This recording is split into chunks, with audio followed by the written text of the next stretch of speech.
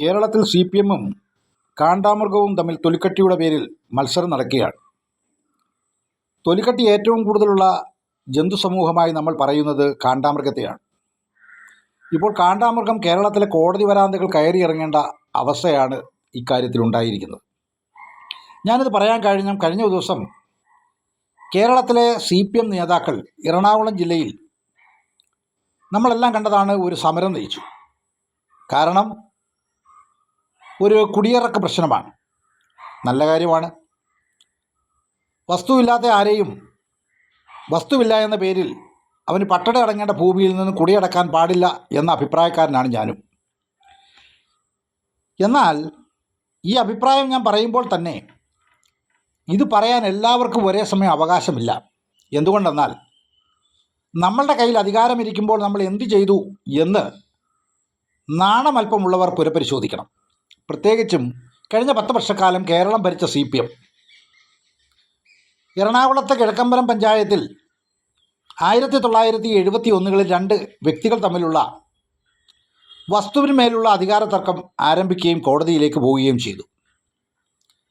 അപ്പോൾ ഇന്ന് ആ 2 വ്യക്തികൾ തമ്മിൽ ഉള്ളത് എന്നത് കുടുംബങ്ങൾ തമ്മിൽ എന്നായി മാറി.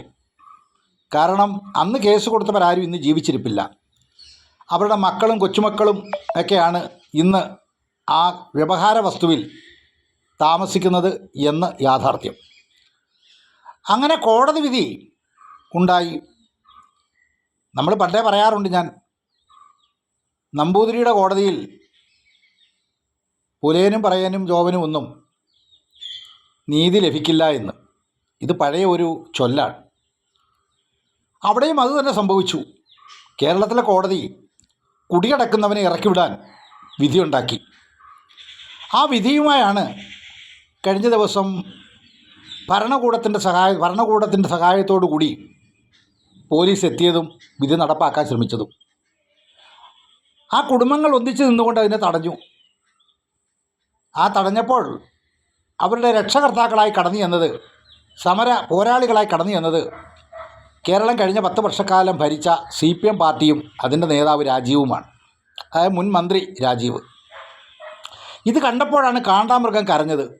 എത്രയോ തൊലിക്കട്ടി എന്നേക്കാൾ ഇവർക്ക് കൂടുതലാണ് എന്ന സംശയം കാണ്ടാമൃഗത്തിനുടലെടുത്തു എന്ന് എറണാകുളത്തുകാർ പറഞ്ഞ് ചിരിക്കുന്നു. കാരണം ശരി തന്നെയാണ്. 10 വർഷക്കാലം ഗവൺമെൻറ് ഇവിടെ ഭരിച്ചു.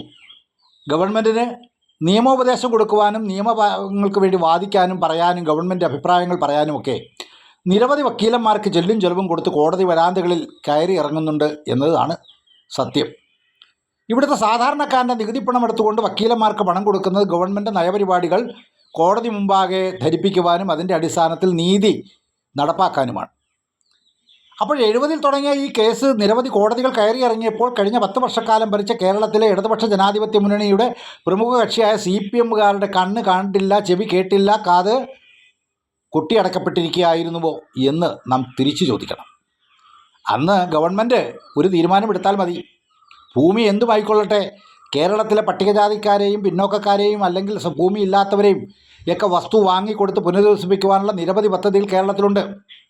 അത് അഗതി പുനരധിവാസമായാലും, പണ്ട് AK ആന്റണി ഗവൺമെൻറ് കാലഘട്ടത്ത് CP ജോൺ പ്ലാനിംഗ് ബോർഡ് മെമ്പറായിരിക്കുമ്പോൾ തുടങ്ങി വെച്ച പദ്ധതിയാണ് അഗതി പുനരധിവാസം.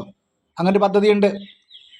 അതല്ലെങ്കിൽ ഇപ്പോൾ നിങ്ങൾ തന്നെ കൊണ്ടുവന്ന് നിങ്ങൾ മറ്റ് എല്ലാ ഭവന നിർമ്മാണ പദ്ധതികളെയും കൂട്ടിയോജിപ്പിച്ചുകൊണ്ട് നടപ്പാക്കിയ ലൈഫ് ഭവന നിർമ്മാണ പദ്ധതിയുടെ പേരിലാകാം. ഈ വസ്തു വാങ്ങി ഈ പറയുന്ന 7 കുടുംബങ്ങൾക്ക് കൊടുത്ത് പ്രശ്നം അന്ന് പരിഹരിക്കുക എന്ന ധാർമ്മിക ഉത്തരവാദിത്തം നടപ്പാക്കാത്ത പാർട്ടി ഇന്ന് മുതലക്കണ്ണീരൊഴുക്കുമ്പോൾ കാണ്ടാമൃഗം ലംഘിക്കാതിരിക്കുന്നതിൽ കുറ്റമുണ്ടോ? അതുകൊണ്ട് എന്നെ ശ്രമിക്കുന്ന CPM-ൻ്റെ പട്ടികജാതി വിഭാഗങ്ങളെ വഞ്ചിക്കുവാൻ രൂപീകരിച്ച PKS-കാർ ദയവായി കാണ്ടാമൃഗത്തെ തോൽപ്പിക്കരുത്. കാരണം പണ്ട് തൊട്ടേ ഞങ്ങളൊക്കെ കേട്ട് ശീലിച്ചതും പഠിച്ചു പറഞ്ഞതും ഏറ്റവും കൂടുതൽ തൊലിക്കട്ടിയുള്ള ജന്തു കാണ്ടാമൃഗം എന്നാണ്. അത് നിങ്ങളാണെന്ന് ദയവായി തെളിയിച്ചു തരരുത് എന്ന് വിനയത്തോടു കൂടി അഭ്യർത്ഥിക്കുകയാണ്. കാരണം കേരളത്തിലെ ഐക്യജനാധിപത്യ മുന്നണി ഗവൺമെൻറ് വന്നിട്ട് ദിവസങ്ങൾ മാത്രമേ ആയുള്ളൂ. പക്ഷേ ഇന്ന് കോടതിയിൽ ഈ വിഷയം വന്നു.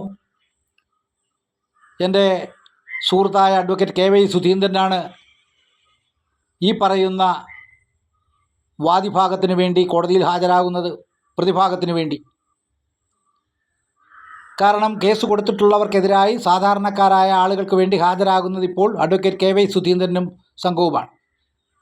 ഇന്ന് ഞാൻ അറിഞ്ഞത് പ്രസ്തുത വിഷയത്തിൽ കേരളത്തിലെ അഡ്വക്കേറ്റ് ജനറൽ കോടതിയിൽ ഹാജരാകുകയും 15 ദിവസത്തെ സാവകാശം വേണമെന്നും ഗവൺമെൻറ് ഇതിൻ്റെ പേരിൽ നടപടിയെടുക്കുന്നതിന് വേണ്ടിയുള്ള ചില ചർച്ചകൾ തുടങ്ങി വെച്ചിട്ടുണ്ട് എന്നും അത് പൂർത്തീകരിക്കാൻ അവസരം നൽകണം എന്നും ആവശ്യപ്പെട്ടു എന്നാണ് അറിയാൻ കഴിയുന്നത്.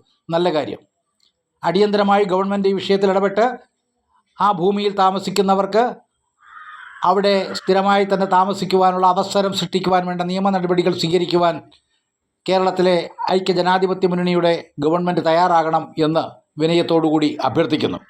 അതോടൊപ്പം തന്നെ പാവം പിടിച്ച കാണ്ടാമൃഗങ്ങളെ വഴിയാധാരമാക്കരുതെന്ന് CPM-നോടും അഭ്യർത്ഥിക്കുന്നു.